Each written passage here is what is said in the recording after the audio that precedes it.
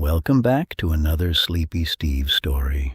Before we drift off tonight, remember to subscribe to help Steve-O out, and I will keep making more sleepy stories to help you study gently, revise quietly, and settle your mind at the end of the day.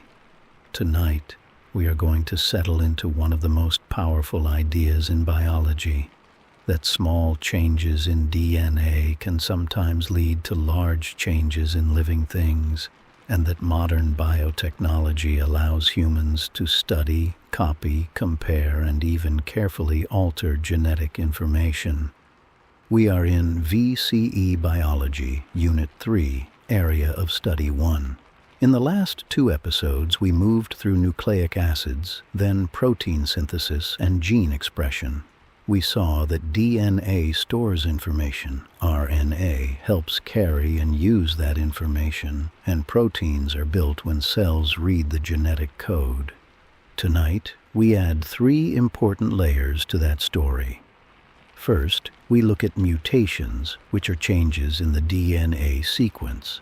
Second, we look at gene regulation, including the idea that not every gene is expressed all the time. And third, we look at biotechnology, where scientists use tools such as recombinant plasmids, restriction enzymes, DNA ligase, PCR, gel electrophoresis, and CRISPR-Cas9 to investigate and manipulate DNA.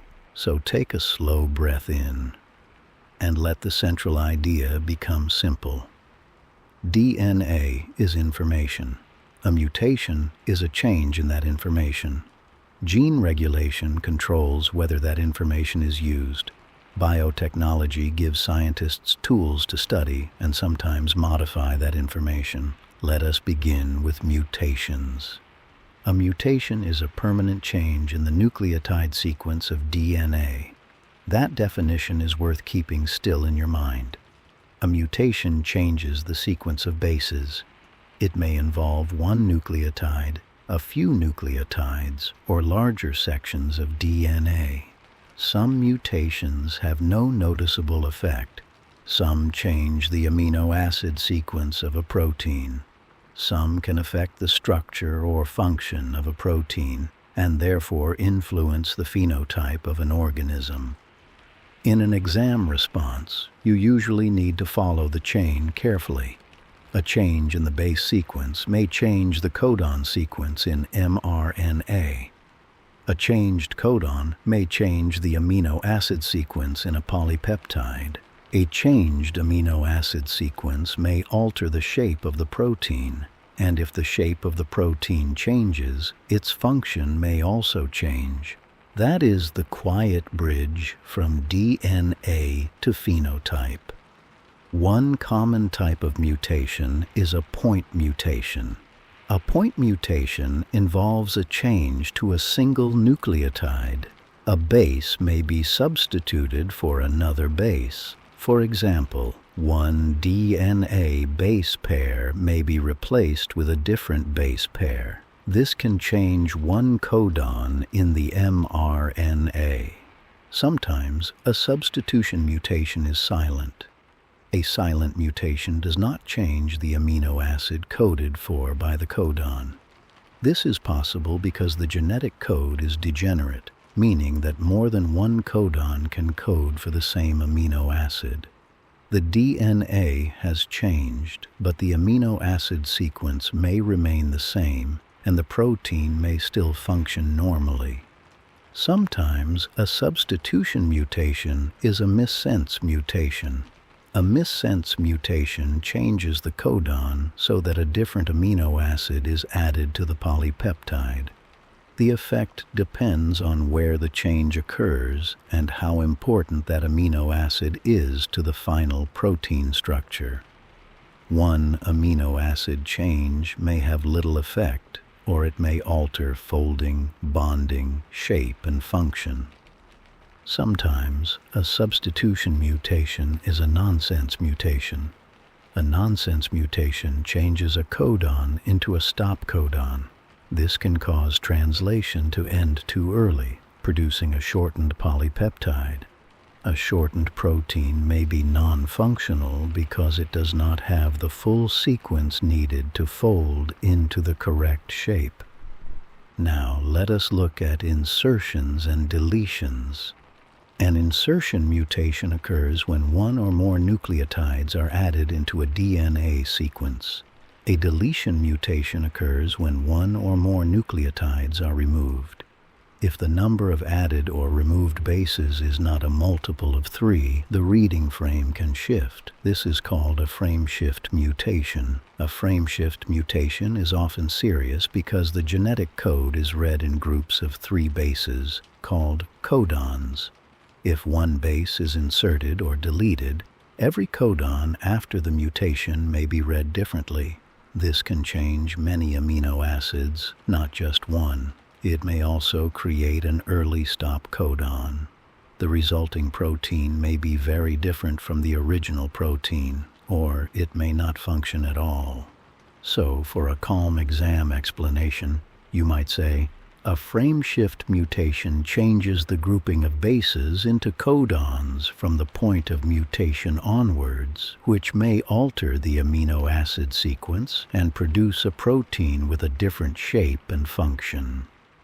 Now let us separate 2 important categories of mutation, somatic and germline.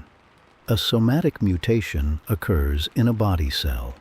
It may affect that cell and the cells produced from it by mitosis, but it is not passed on to offspring through gametes. Somatic mutations can contribute to diseases such as cancer when they affect genes involved in cell cycle control, DNA repair, or apoptosis.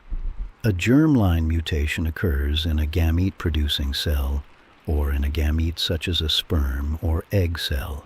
If a gamete carrying a mutation is involved in fertilization, that mutation can be passed on to the offspring. The mutation may then be present in every cell of the new organism, because all the cells arise from the original zygote by mitosis. This distinction is important. Somatic mutations affect the individual. Germline mutations can be inherited by the next generation. Now, let us turn gently from mutations to gene regulation. Not all genes are expressed all the time. A cell contains a full genome, but it does not use every gene at every moment. Different cells express different genes depending on their role, their stage of development, internal signals, and environmental conditions. This is why a nerve cell and a liver cell can contain the same DNA but look and function very differently.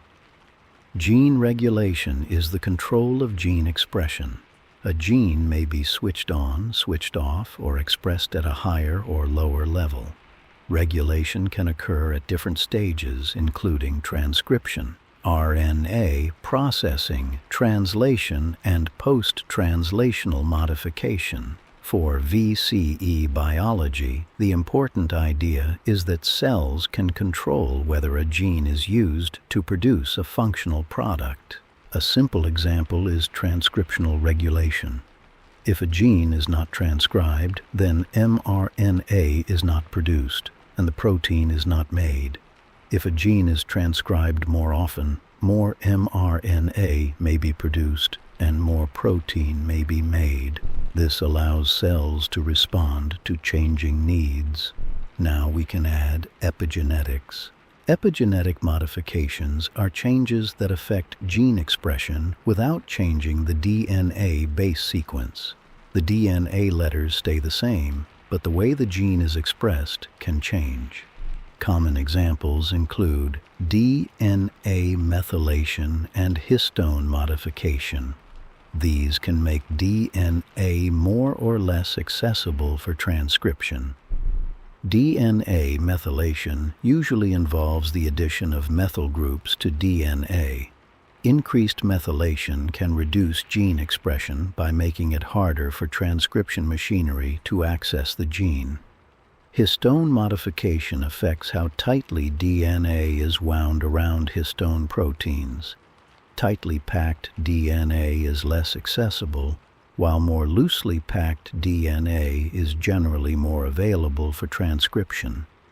In sleepy language, imagine the DNA as a long library shelf. The sequence of the books has not changed, but some shelves are open and easy to read, while others are wrapped tightly and difficult to access. Epigenetic changes help control which parts of the library are available. Now we move to biotechnology. Biotechnology uses biological knowledge, organisms, or biological molecules to develop tools, processes, or products. In Unit 3 Biology, the biotechnology tools are not random facts to memorize separately. They all connect to DNA. Scientists need ways to cut DNA, join DNA, copy DNA, separate DNA, identify DNA, and sometimes edit DNA. Let us begin with recombinant DNA technology. Recombinant DNA contains DNA from two or more different sources. A common example involves inserting a gene of interest into a plasmid. A plasmid is a small circular piece of DNA found in bacteria. Plasmids can be used as vectors, meaning they can carry a gene into a host cell. To make a recombinant plasmid, scientists first need to cut the DNA. Restriction enzymes are enzymes that cut DNA at specific recognition sequences. Different restriction enzymes recognize different base sequences. When a restriction enzyme cuts DNA, it may create sticky ends, which are short, single-stranded overhangs that can pair with complementary sticky ends on another DNA fragment. The same restriction enzyme can be used to cut both the plasmid and the gene of interest. Because the cuts produce complementary sticky ends, the gene of interest can pair with the opened plasmid. Then DNA ligase joins the sugar phosphate backbone, sealing the gene into the plasmid. The result is a recombinant plasmid. That recombinant plasmid can be introduced into a bacterial cell. If the bacterial cell accepts the plasmid, it may copy the plasmid as it divides. If the inserted gene is expressed, the bacteria may produce the protein coded for by that gene. This is one way biotechnology can be used to produce useful proteins. A clear exam sequence might sound like this. Restriction enzymes cut the plasmid and the gene of interest. Complementary sticky ends allow the DNA fragments to join. DNA ligase seals the fragments together, and the recombinant plasmid can be inserted into a bacterial cell for cloning or expression. Now let us move to PCR. PCR stands for polymerase chain reaction. PCR is used to make many copies of a specific DNA sequence. This is called amplification. PCR is useful when scientists have only a small amount of DNA but need enough to analyze. It is used in areas such as medical testing, forensic analysis, evolutionary studies, and genetic research. PCR involves repeated cycles of heating and cooling. First, the DNA is heated so the double-stranded DNA separates into single strands. This is denaturation. Then the temperature is lowered so primers can bind to the target sequences. This is annealing. Then DNA polymerase builds new complementary strands by adding nucleotides. This is extension. After one cycle, the amount of target DNA has increased. After many cycles, millions or billions of copies can be produced. PCR is powerful because it amplifies a chosen region of DNA quickly and specifically. Now let us move to gel electrophoresis. Gel electrophoresis is used to separate DNA fragments according to size. DNA samples are placed into wells in a gel. An electric current is applied. Because DNA is negatively charged, it moves towards the positive electrode. Smaller DNA fragments move more easily through the gel and travel further. Larger fragments move more slowly and remain closer to the wells. The result is a pattern of bands. These bands can be compared between samples. Gel electrophoresis may be used to analyze PCR products, compare DNA fragments, check whether a gene has been inserted, or support genetic investigations. In an exam sentence, you might say, gel electrophoresis separates DNA fragments by size because smaller fragments move further through the gel than larger fragments when an electric current is applied. Now, let us settle into CRISPR-Cas9. CRISPR-Cas9 is a gene editing tool that can be used to cut DNA at a specific target sequence. It uses a guide RNA to locate a complementary DNA sequence. The Cas9 enzyme then cuts the DNA. Once the DNA has been cut, the cell's repair mechanisms may repair the break, sometimes disrupting a gene, or scientists may provide a template so a desired sequence can be inserted or corrected. The key is specificity. Guide RNA helps direct Cas9 to the chosen DNA sequence. This makes CRISPR-Cas9 a powerful tool for research and potential medical applications. It can help scientists investigate gene function, model diseases, and explore future treatments for genetic conditions. But with power comes ethical complexity. Biotechnology can bring benefits such as improved diagnosis, production of medicines, treatment possibilities, agricultural improvements, and deeper understanding of genetic disease. But it also raises questions about safety, consent, privacy, equity, unintended effects, environmental impact, and the difference between therapy and enhancement. For example, editing somatic cells may affect only the treated individual. Editing germline cells could affect future generations.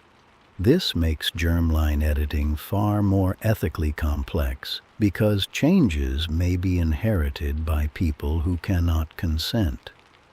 When discussing biotechnology, try to avoid saying simply that it is good or bad.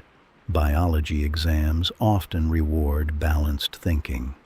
A strong answer explains the biological mechanism, identifies a benefit, identifies a risk or limitation, and links the issue to evidence, ethics, or society. So now, let us gather the episode into one calm pathway. DNA contains base sequences. A mutation changes a base sequence. Depending on the mutation, the effect on the protein may be silent, small, or severe.